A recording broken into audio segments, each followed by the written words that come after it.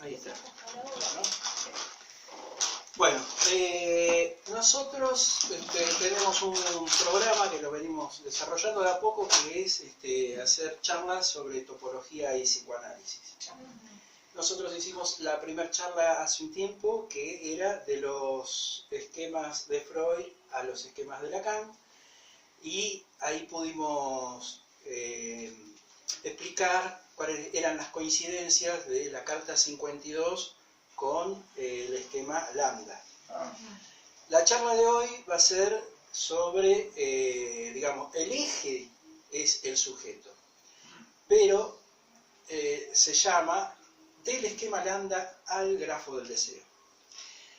Dudo que lo podamos agotar al tema hoy porque es bastante extenso y es muy interesante, con muchas cosas aplicables a la clínica, así que si todo va bien, avanzaríamos lo máximo que podamos para dejar antes de fin de año hacer otro encuentro más. Bueno, a mí se me ocurrió hacer una introducción pensando que, bueno, nosotros estamos acá no solo porque nos gusta estudiar, sino porque nos dedicamos al psicoanálisis, y el psicoanálisis cura a la gente, hay una cura, y es una de las terapias que hay hoy en día a disposición, ¿no? Hay muchas terapias, ¿no? El psicoanálisis tiene una postura que cuestiona y discute algunas cosas. A mí se me ocurrió este esquema como para ilustrar, que quizás no es demasiado preciso teóricamente, pero es una ilustración que la podemos pensar a nivel pedagógico, como para que se pueda, para poder pensar el tema. Nosotros estamos siguiendo la teoría de Lacan. Entonces, Lacan plantea que hay tres registros: imaginario, simbólico y real. Creo que nosotros podemos pensar que hay terapias en lo real, en lo simbólico y en lo imaginario. A la altura de donde estamos, que es más o menos el seminario 2, seminario 1, seminario 2, de Lacan, 1955, cuando introduce el esquema lambda, Lacan viene haciendo algunas distinciones entre el yo, ¿no? El yo como moi y el yo como sujeto. Ahora, cuando alguien va a pedir ayuda a un profesional, le dice: yo tengo tal cosa, ¿no? Si nos ubicamos en el campo de la medicina, alguien va y dice: yo tengo un dolor, ¿no? Que sería equiparable a decir: yo tengo un cuerpo. Por lo tanto, tenemos que pensar que hay un desdoblamiento entre el que dice y el cuerpo. No es lo mismo. El ser no es un cuerpo. El que va, habla y cuenta es el yo. Claro, es alguien. Ahora, el yo, el sujeto, es justamente todo lo que vamos a discutir hoy, ¿no?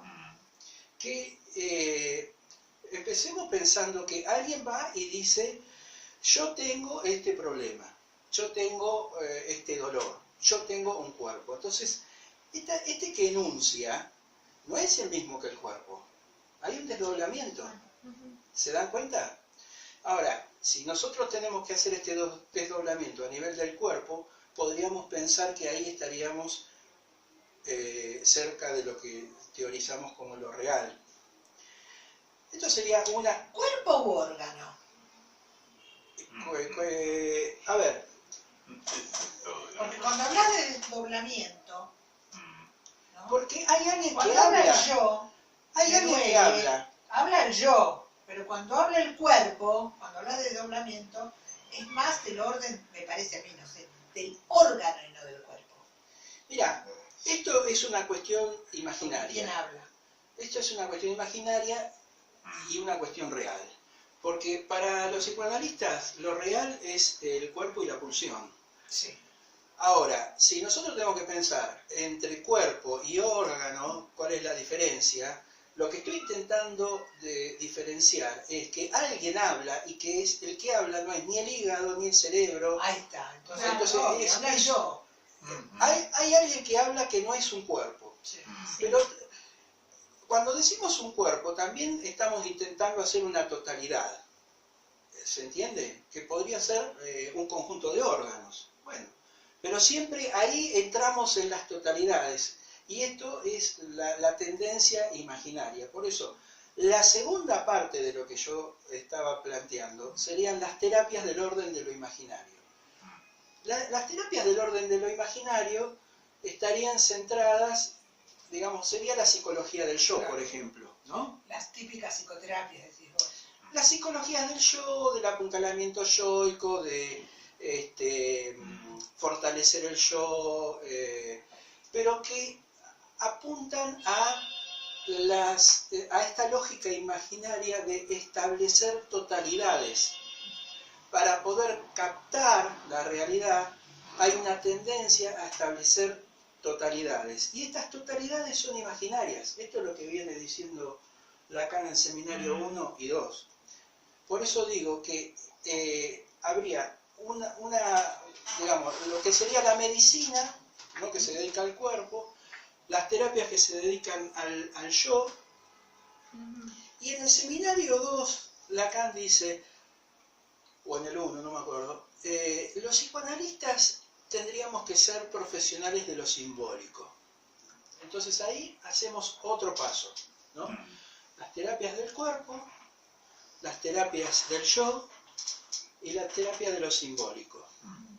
Entonces, para entrar en esto tendríamos que hacer un poquito de historia de lo que es el sujeto, pero primero vamos a escribir el esquema que presenta Lacan en esta época, ¿no? Que un sujeto se dirige a un otro, ¿no?, y que hay un yo y un gran otro, ¿no? Esto es así, esto es así, así, y así, ¿no, Román? Bien. No, al revés. Las flechitas. Al revés las flechitas, ¿no? Las líneas. Claro. Bien. Esto, nosotros podríamos tomar esta primera parte, ¿no?, y pensarla desde lo que sería la teoría de la comunicación. Si nosotros tomamos la teoría de la comunicación, tenemos justamente alguien que emite un mensaje, alguien que recibe un mensaje. Emisor-receptor. ¿Sí? Ahora, un mensaje. Estamos en el orden imaginario. La totalidad, que es la totalidad y la identidad con esta totalidad. Esta totalidad es idéntica a sí misma. ¿Se entiende lo que estoy diciendo? Esto es la teoría de la comunicación. Por lo tanto, ¿dónde quedan los chistes, los malos entendidos, los fallidos, ¿no? Cuando nosotros escuchamos que un paciente está hablando en singular y de golpe nombró en plural, ¿no? Me acuerdo, por ejemplo, una paciente que te derivé, que la primera vez que vino dijo, somos 4 hermanas. Ay, sí. Somos. Entonces, ¿quién habla ahí? Claro. ¿No? ¿Quién habla ahí? ¿El yo? ¿La madre? La madre desde el otro que está... ¿Quién es el que está hablando, no? Bueno, si nosotros nos centramos en la teoría de la comunicación, no se sostiene. Ni la clínica, ni siquiera la comunicación. Entonces, Lacan avanza en esto y introduce desde Saussure, ¿se acuerdan de Saussure? Saussure plantea el signo lingüístico, ¿no? Un significado sobre un significante. Pero esto, Saussure lo plantea con una unidad biunívoca. ¿Sí? Ahora, Lacan dice, esto así no funciona. Lo que sí funciona es esto, un significante sobre un significado. Y los significados se desplazan y se concentran. ¿Se entiende? Sí, sí. Entonces, acá nos vamos acercando a lo que sería el esquema lambda. Ahora, cuando alguien viene y dice lo que dice, ¿quién es? ¿Quién es el que habla? ¿Quién es el sujeto?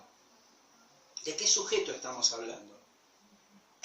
Este tema lo podríamos explicar un poquito desde la historia. Hay 2 o 3 momentos históricos para poder pensar como estamos pensando hoy en día el sujeto desde Lacan. Tenemos el sujeto de... ¿Estoy yendo muy rápido? ¿Se entiende? No, para mí no, por lo menos. Bueno. No sé, Sí, no, está bien. ¿Sí?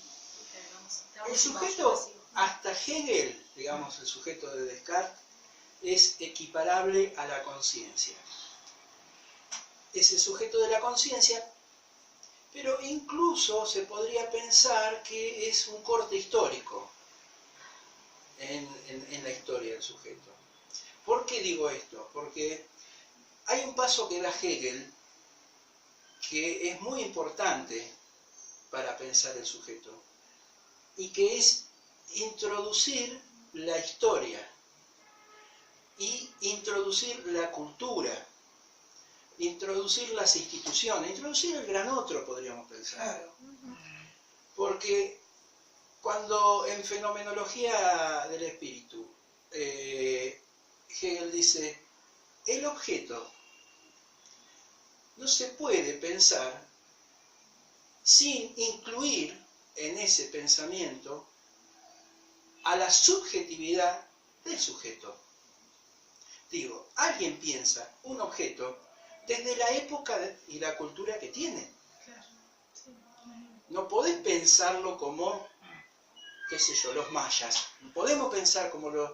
Tenemos que pensarlo como nos enseñaron a pensar, porque pensaron antes que nosotros las cosas y nos enseñaron a pensar de determinada forma. Si tuvimos la suerte de alienarnos en todo lo que nos dijeron, podemos separarnos después, pero primero tenemos que alienarnos, apropiarnos de toda esa cultura que nos han querido transmitir, los mensajes, los dichos. ¿Se entiende hasta acá? Sí, sí. Bueno, entonces, lo que hace Hegel es introducir la subjetividad de la época, que es imposible que alguien pueda hablar de algo sin incluir la propia subjetividad. Esto es algo muy interesante, ¿no? Porque se pensaba el objeto como algo, qué sé yo, natural, algo más allá de la subjetividad. Y lo que dice Hegel es que en eso mismo, en ese mismo movimiento de pensar los objetos, y esto es bien lacaniano, se podría decir, hay un objeto que es el yo. Entonces, el yo también es pensado desde una subjetividad.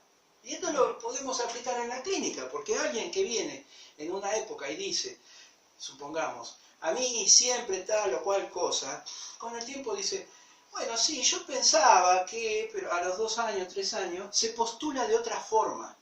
Es decir, pudo dialectizarse.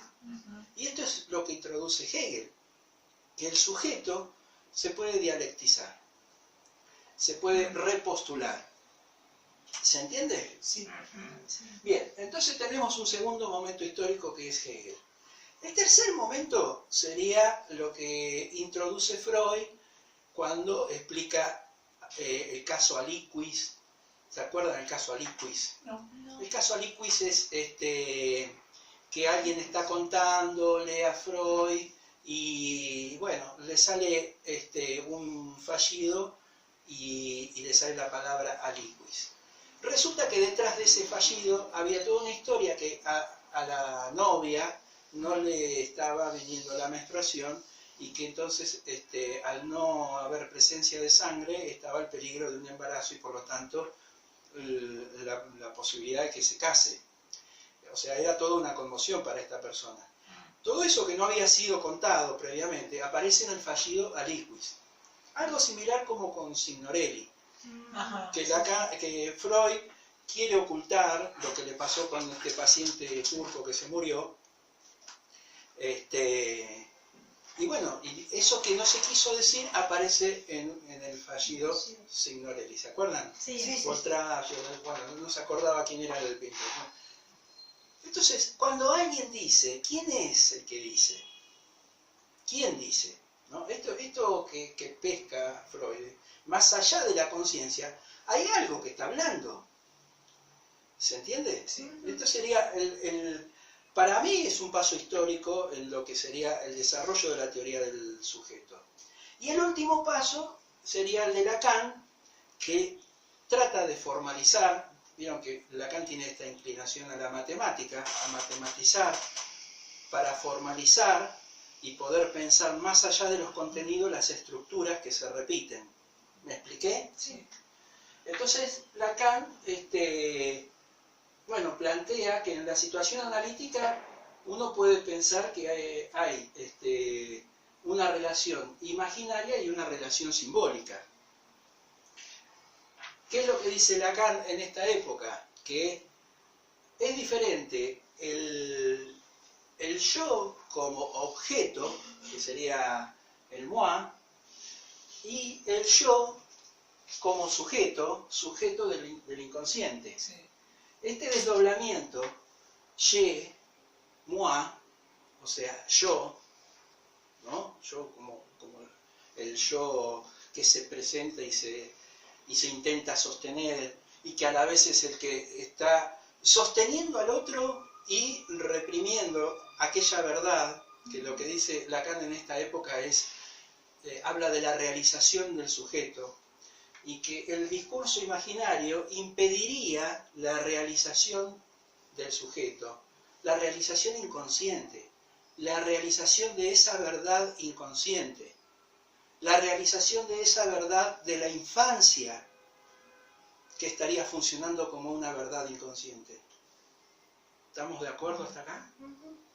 Entonces, cuando aparece el fallido, cuando aparece el sueño, cuando aparece el síntoma, se está produciendo algo desde el inconsciente y está en este orden. Es algo que claramente no es el yo. Claro. Que cuando el paciente dice, no, yo quise decir otra cosa, bueno, pero es lo desconocido del yo, sería. ¿Se entiende? O sea, no es saber no sabido del yo. Claro. El problema perdón, se interrumpa en este punto, ¿no? El problema del lapsus, ¿no? No solo para Freud, digamos, es el mismo problema del chiste. Si uno trata de explicarlo, no entiende nada. No entiende nada, claro, no se puede reír. Es como el chiste, claro. Eso es algo que no se explica, eso es algo que sucede. Después uno trata de explicárselo y de justificar cómo surgió esto. En todo caso, el análisis le da cierto soporte, claro, para que uno le encuentre un sentido que está perdido. Y está perdido desde entrada. No es que está perdido por accidente. Está perdido porque se construye como perdido. En ese caso, en todo fenómeno del inconsciente. Claro, efectivamente, toda formación del inconsciente. Porque cuando sueñas trabajas de la misma manera. Efectivamente, toda formación del inconsciente se estructura del mismo modo. Como algo perdido. Como algo, claro, como algo, pero irremediablemente perdido, pero algo que se constituye como perdido. No es algo que se perdió en algún lugar y que eso fue un error del sujeto. El sujeto no comete errores. El sujeto, en todo caso, tropieza, pero no comete errores. Y tropieza justamente cuando devela su incapacidad, digamos, de expresar sus propios errores. Pero no hay ninguna corrección que pudiera, digamos, reparar ese error. digo, cuando Freud habla del olvido de los nombres propios, en el caso Signorelli, no es que tendría que haberse acordado y entonces todo estaría bien. La cuestión del sujeto ahí es que el sujeto dice lo que tiene que decir. Dice, no recuerdo el nombre, dice, tal vez sea Botticelli, Boltrafio.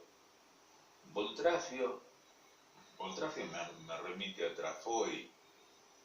Y bueno, y ahí empieza, ¿no?, una concatenación, es un encadenamiento,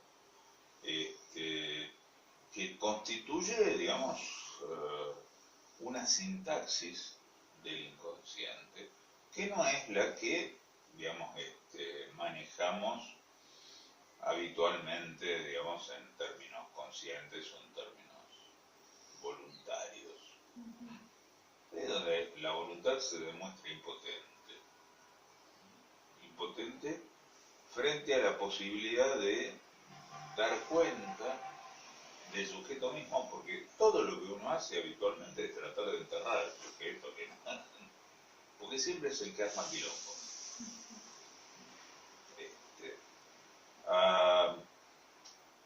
Por eso, digamos, hay una diferencia, después, bueno, por ahí podemos hablar de eso, entre las concepciones del sujeto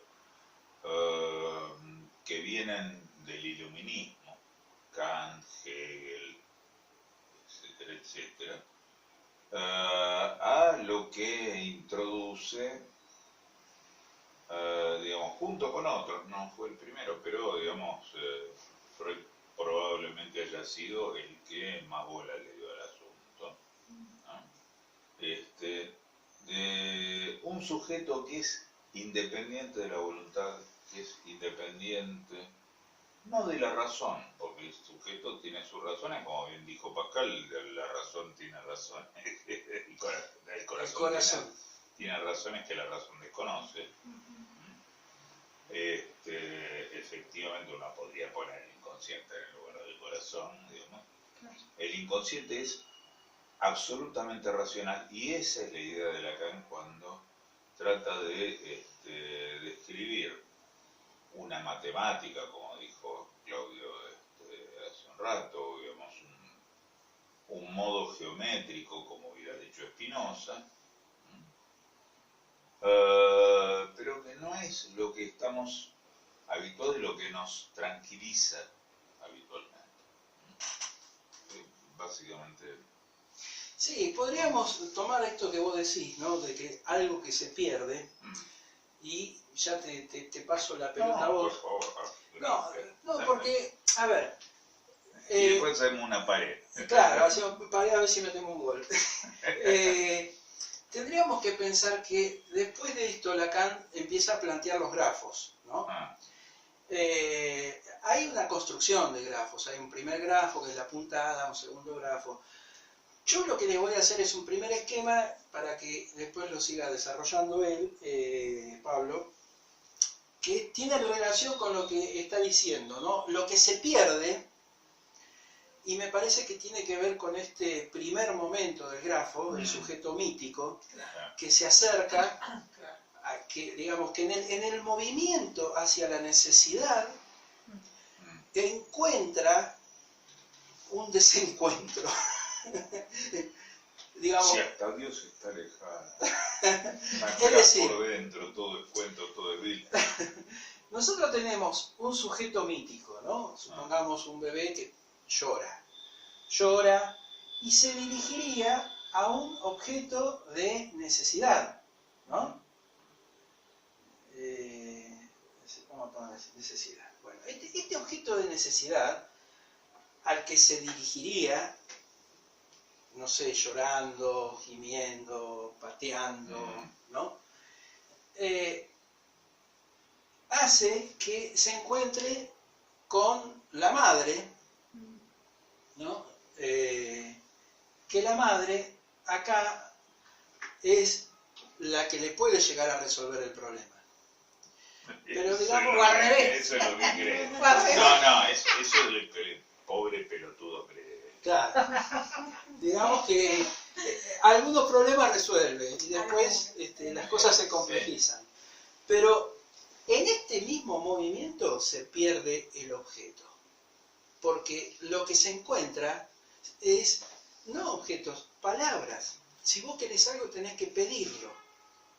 Entonces, si vos no pedís, y esto lo tenemos a veces en la clínica, que el sujeto no pide, ¿no? Habría que ver qué le pasó en la historia que tiene esta inhibición de pedir.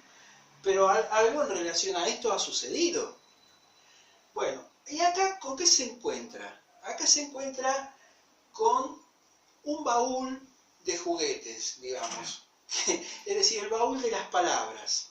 El baúl de todos los dichos que tiene la madre, el padre, todas las cosas que escuchó, y con lo cual va a tener que emitir su pedido.